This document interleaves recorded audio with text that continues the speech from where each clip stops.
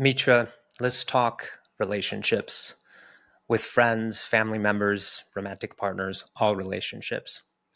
Some relationships feel heavy or feel like they're a burden or just don't feel satisfying anymore. It seems that some people just don't know how to deal with those relationships. What are your thoughts on that? How would you approach a relationship, let's say with a friend, that Hmm, feels unsatisfying for you? great question. First of all, the beauty of aging is that you start editing relationships. Maybe the better word would be auditing, not editing, Mm, auditing mm-hmm. relationships. I think it's Yeah. auditing. Yeah. So auditing relationships. What what I mean by that is that you just ask yourself what's going on. Is this what I want? So the first thing for me is to just look at a relationship, especially when you feel like something doesn't go. It's a burden. You have to make yourself to connect with this person, or as you're walking the streets of life, something heavy about this relationship is with you. So that's the first thing that is, I think that works. That where am I at? What is it about this that doesn't feel right? Then it's about really looking at it and seeing. And I think we were having a discussion. You mentioned that we sometimes feel. I'll let you say it. You said sometimes we feel that we have to either end it or keep it and suffer. Correct, or my words? Yeah. I mean, it's interesting because sometimes in some relationships, out of loyalty, we have a value for loyalty to friendships and relationships. It's like, well, they are my friend. They've been there for me. I don't necessarily feel good in this relationship as it is. I'm just going to try and maybe distance myself a little bit. But it's either that or I have to end the relationship. And I think in the minds of many people that I know, and I gave the Hmm. example of my friend Hmm. who was in a relationship. She was telling me about a relationship that she had, a long time one, that started to feel transactional and didn't feel good to her. And it went on for over a year. And I asked her, have you brought this up to your friend? Have you had a conversation? And she said no. And she's like, I don't know. Maybe I should just end the friendship. I've never ended a friendship. I'm like, well, why don't you try and have a conversation with her about it? Just actually bring up to her how you are perceiving the relationship and that it doesn't feel good to you. Mm. And she did. And that friendship didn't end, just the dynamic of the friendship changed. Mhm. So they established that they're just on different wavelengths. And so now that whole pressure of her feeling obligated to respond to her friend in a certain way and everything has shifted because her friend has herself adjusted and isn't reaching out to her as often. And it's just taking a new form. They're more, I would say, I think the way I understand it, more acquaintances now than they were friends before. And that conversation was all it took, one conversation. Yes, so that's important. And this dedication and loyalty to the years is honestly beyond me. And I've had many years of my life. It's not like I'm 22, but like we've been together for this long. I say, oh, great. But I don't understand the importance of that alone, because to me, depth is far more important than the length.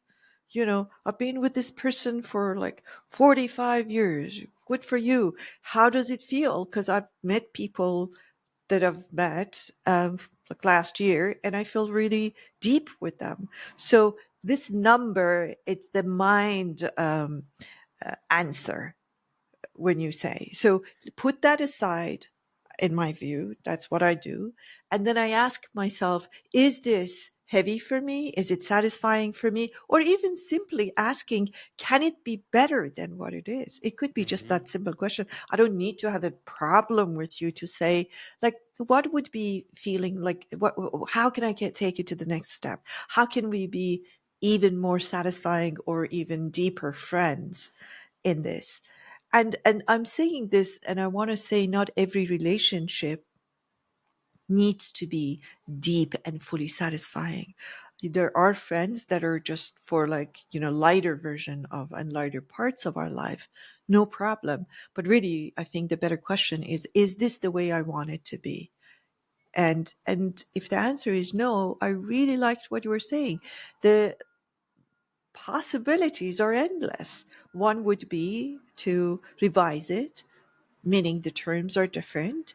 The last thing, I think, the last option would be to end it. We don't need to always end it. And I think that's an unpracticed kind of behavior. We don't have many role models that in our families, in our culture, in our institutions, that we sat there and said, like, Ben, I think the way we are, it doesn't work. Do you have any suggestions? This is what is not working for me. What do you want from the relationship and our friendship? That is not a role model thing. So we think, oh, this is difficult. Let me end it. Let me just tell him, like, I'm too busy and I can't have another friendship. So I really liked your option. Yeah.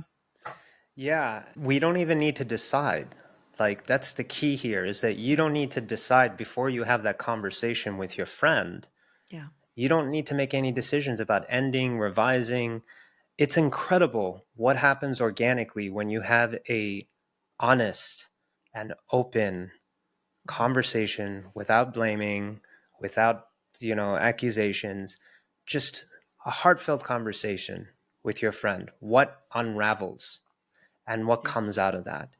And it could mean that you both decide to revise the relationship. It could mean that actually the relationship gets strengthened and you develop even a stronger bond with them and a new kind of relationship that feels better for both of you. Or it could mean that the relationship eventually ends, right? The Yes. decision doesn't need to be made today Before. and by you. It's an unraveling that just needs to happen. And Yes. it's I because think the conversation is really with self before it is with somebody else. I liked what you said.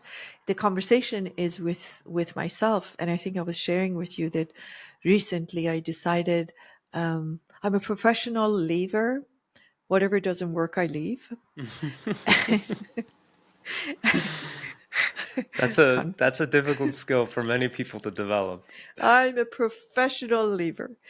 And I was looking at, and I don't mean just romantic. I'm just saying, it doesn't work. It's like, I don't need to do this. Life is challenging as is. I do not need to prove to you every week, call and say no, and then argue with you. That's like, no, you go your way, I go my way. It sounds really good, but the problem is I noticed recently that I have a lot of unfinished things, relationships that it just is not doing me anything good. And I decided to clean them up. In my world, I teach, and there are people who really get attached to my teachings and myself. Hmm. And then that becomes problematic. Hmm. Some become a little bit obsessive. And then that obsessiveness, because it's unhealthy, always turns into a problem. They Hmm. expect things Yeah. in their head, things from me that I'm thinking like, wow, I can't do that for my own child. Where did you Yeah. get that idea from? Like, did I ever say that? Like, it's really fascinating because I'm very into free will and freedom and, like, hands off. And then they say, but you didn't do this and I did it. I'm thinking like, wow, when was that created? So anyway, so I have a lot of those and then I leave. That's what I wanted to say. So I've left those and I started cleaning them up. And by that, I don't mean that I moved in with them, but I meant that I really brought it up and I thought, I'll give it another chance.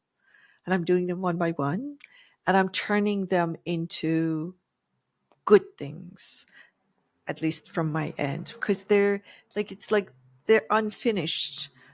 It's like looking at your plate and seeing like you had five half bitten kind of things that you've left on your plate and it doesn't look good.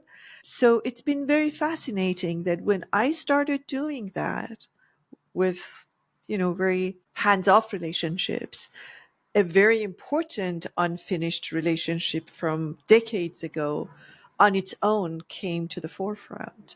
And I had the good fortune of cleaning that up, and looks like it's actually turning into a very healthy and balanced friendship. So really the conversation is to have it with yourself. What is it that is about relationships heavy for me, existing or the ones that I left behind or they left me behind? And can I do something one step better and healthier with them? Mm. You said professional lever, and another way I would frame it is you're a professional at honoring yourself, at honoring your needs, and understanding when there isn't harmony and choosing harmony. That's how I see it. It requires sometimes for us to leave.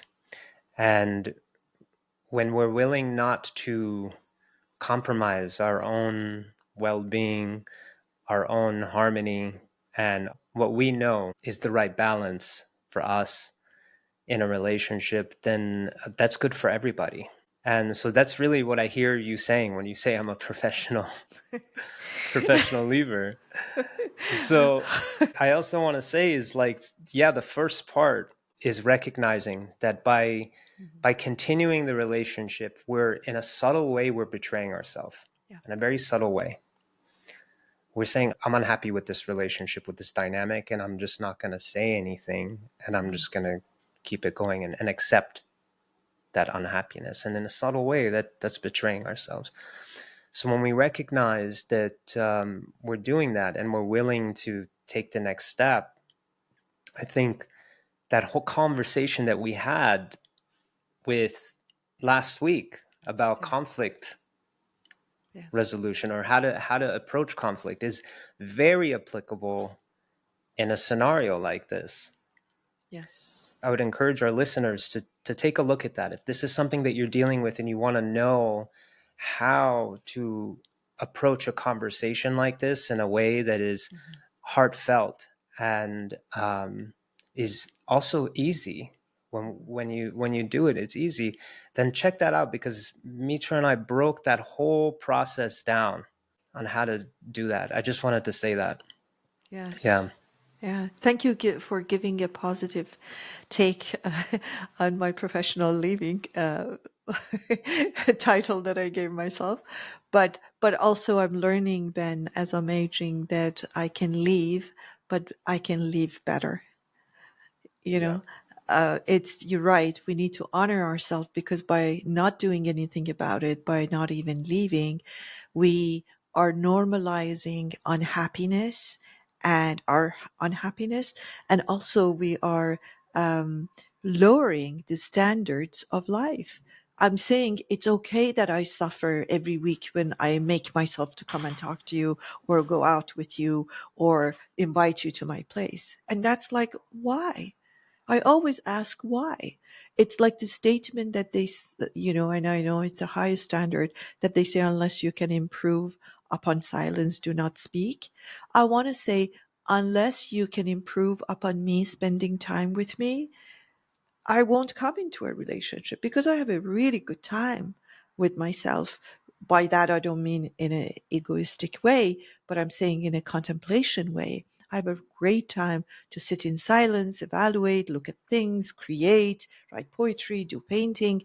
So I need to have a reason to really go out and spend my resources, which time is of much importance to me, especially at this age, to be with someone Yeah. and take their time to be with me. It's not just one way, it's a dance. So you are valuing, by evaluating, you are valuing yourself and them, and saying, this needs to have some meaning for me. This needs to serve something, someone.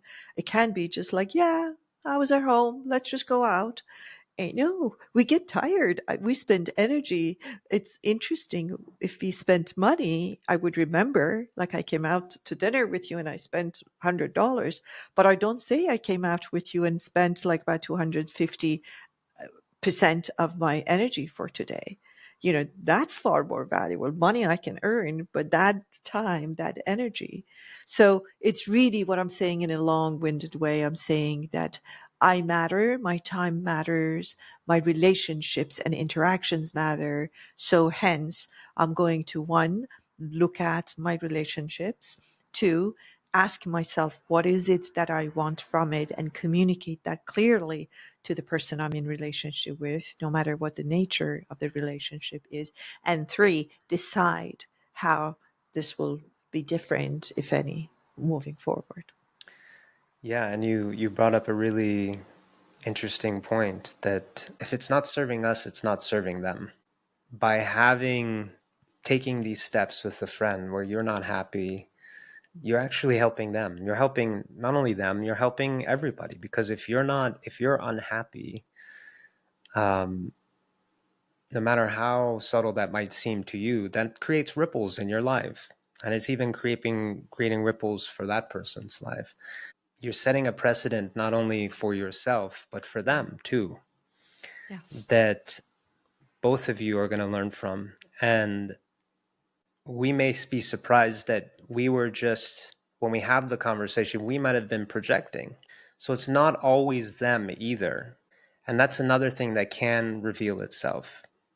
And it's hard to see that until we have that vulnerable conversation with that person. But when we do, it might reveal itself like, oh, I was looking at this in a totally different way than it actually was, or I was having expectations of them that weren't reasonable, right? Mm-hmm. So that can reveal itself too. Yes, yes. And it's always like that when people tell me, oh, I don't leave this person uh, because I don't think they can handle it, or it's like basically for consideration for them. And I say, please do them a favor and leave them if you want to leave them. Because even if outwardly it's helping them, like people tell me, but no, it does. And I say, like, in what way? And they give some physical reason, like they don't have to spend money in this place if they are with me. I say, well, in a deeper sense, it's not serving them. So if I am in a relationship that it's only because of what I'm getting outwardly, let's say something simple. I only come out because, I don't know, you take me to good restaurants and you pay for it. Like simple. That is not serving me, because by you having a conversation with me, it actually gives me an opportunity. I may or may not take that as an opportunity, but it is there that, like, this is not a good reason to be in a friendship relationship. And maybe I want to, reevaluate it myself. So it's never, even if superficially and physically and outwardly is so-called serving someone, it is not in essence serving anyone. Because if it's not good dance, as I call it, relationships are always a dance. The question is, what's the music? And if the music is unhealthy, it's unhealthy for both of us, even though one of us may not know it. Yeah. So, yeah. So I think this was a very interesting conversation. Yeah. And I just want to also add that, sometimes you have the conversation, you're open hearted and vulnerable, and they don't respond in a positive way. It Hmm. could be they take it personally, even though Yes. you have not said anything that is accusatory or anything. Those are times when you can really evaluate whether it makes sense Hmm. to continue the relationship. Yes. Right? If you guys are on very different wavelengths, if they react in a strong way and they start gaslighting and this and that, that's an opportunity where you can, set boundaries for yourself. And if they get broken, then it becomes a clear signal that, okay, this is not a healthy for either of us to continue this relationship. Yeah. Exactly. Because the main question is, have I done my best at my end? That's all. That's all the question. That's the question I go in. Have I done my best? And that's why I reopened some of them, because the answer was no, you haven't. That's why I said leaving, in a better way. Have I done my best? And my best is not to save the relationship, but to bring health to a relationship, because sometimes health comes through leaving, but not always. So if I ask that question, have I done my best? And the answer is yes, then my job is done. I am not in this relationship to make sure it's good for them, because that's their responsibility. I am in the relationship to grow through it, make sure it serves both of us, and question it when and how I need to show up in this relationship. Yeah.